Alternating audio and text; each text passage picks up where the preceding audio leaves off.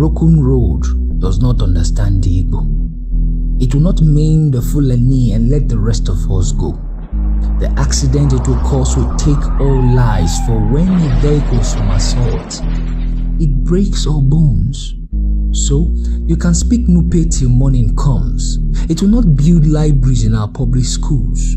And when a woman, a young woman, lies dying in childbirth, your fluency in Ijo will not save her life. For Christian or Muslim, it makes no difference. When you are being driven around in an ambulance from hospital to hospital in search of oxygen, northerner or southerner, you die suffocating. You die of causes easily preventable, like no fuel for police to respond to your distress call, no water, no lights, no nurses, no jobs, nothing kills as efficiently as bad governance.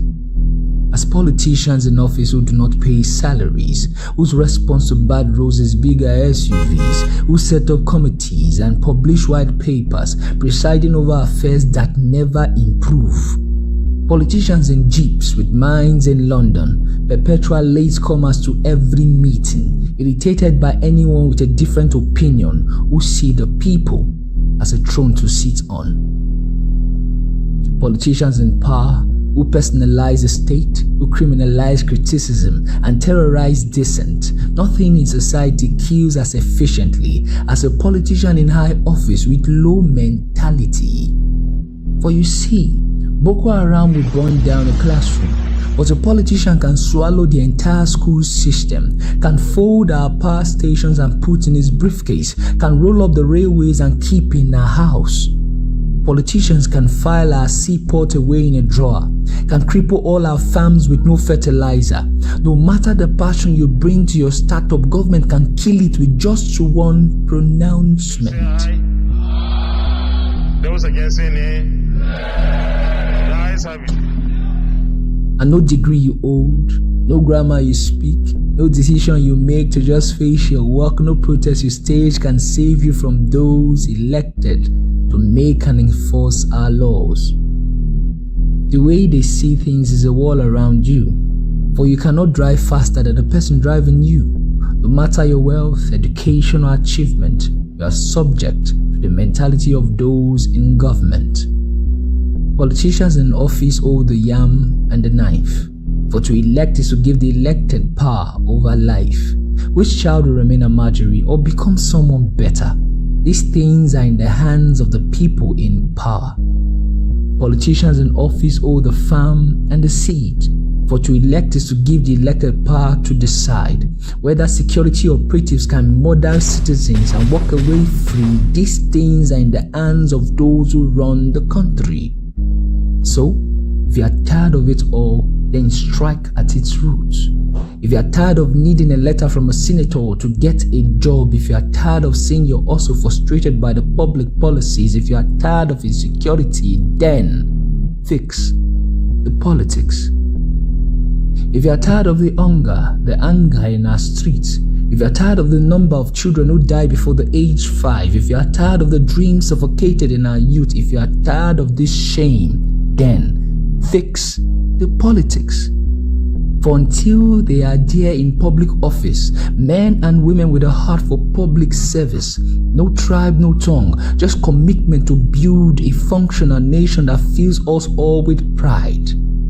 Until they are there in the highest office, men and women with a heart for selfless service, no region, no religion, just commitment to nation. Until we elect them, we labor in vain.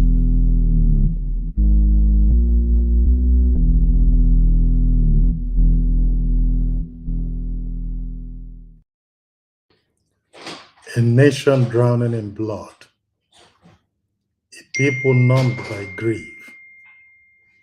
When will we say enough? Good evening, good morning, good afternoon.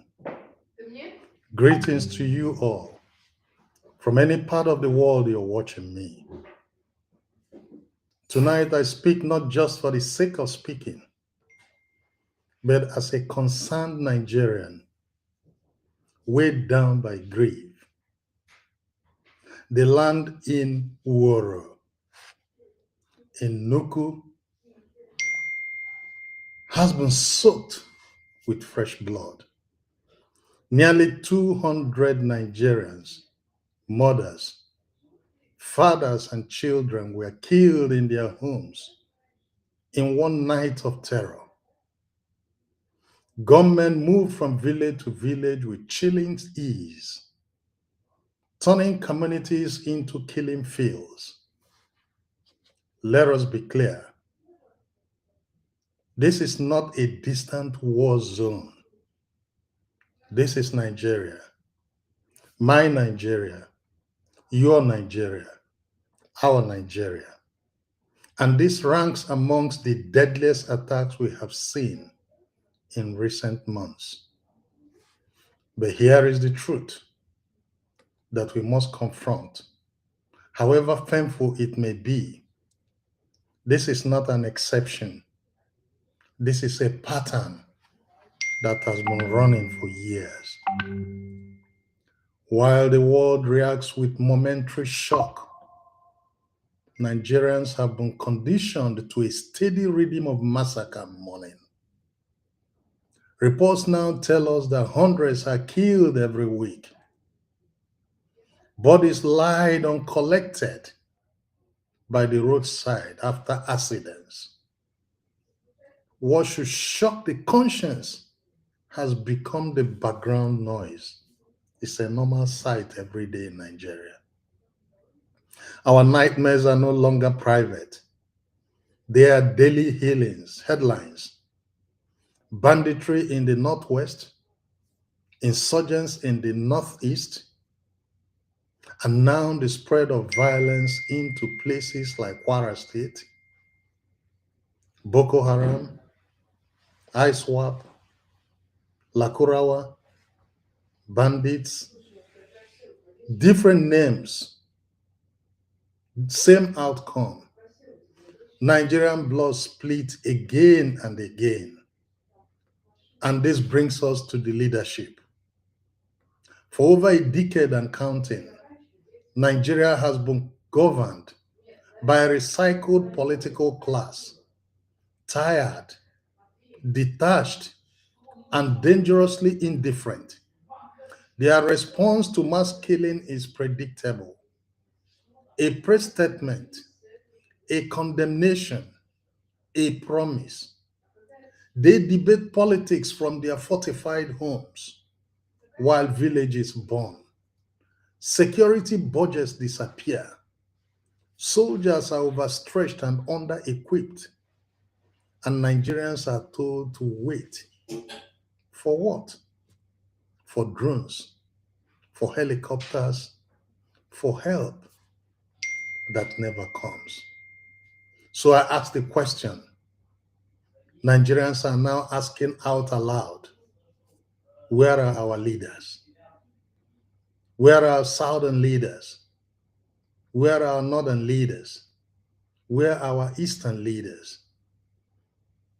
Where are all the leaders? The fundamental duty of government to protect life and property has been abandoned. And in its place, a tragic reality has emerged. The dominant dream of Nigerian youths is no longer to build a future here, but to escape, to Japa, to anywhere, under any condition, but not Nigeria. When the world points this out, when people like us talk about this, we often Nigerians often respond with anger. Why attack our nation? Why then are you attacking the messenger? But tonight, we must say this plainly. We cannot defend the indefensible. Nigeria's image will not change until Nigeria's reality changes. The reality has to change on our roads, which are death traps. The reality has to change on our farms, in our villages. And that change will not come from outside. It must come from us. This is a call to Nigerian spirit. a spirit known for resilience and courage. But resilience alone is no longer enough. Our grief must become action. Our voices must become pressure. Our PVCs must become power, well guided, never sold out. Accountability becomes unavoidable. What happened in Woro and Nuku is not just a tragedy, it is a mirror reflecting a state that has failed in its most basic responsibility. Nigeria is not poor in people or potential. We are being failed by leadership that is disconnected from our suffering. So tonight I say, enough is enough, my people. It is time to stop dreaming of escape and start demanding redemption. Let us honor the dead, not only in words, but by insisting on a Nigeria where such deaths are no longer routine, but remembered as people. Because silence and inaction are the oxygen of this failure, and the future of this country will not be decided by tired hands at the top, but by the collective will of the people listening to me now.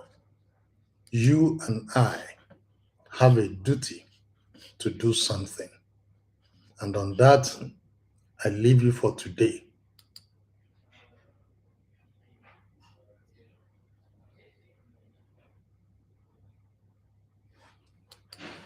We have tried to live a Nigeria designed by Great Britain and handed to us. We have found it difficult to live in that Nigeria. We have fought a civil war, killed so many people, and still we have the same problems reoccurring. Perhaps the time has come to revisit the very foundations of Nigeria.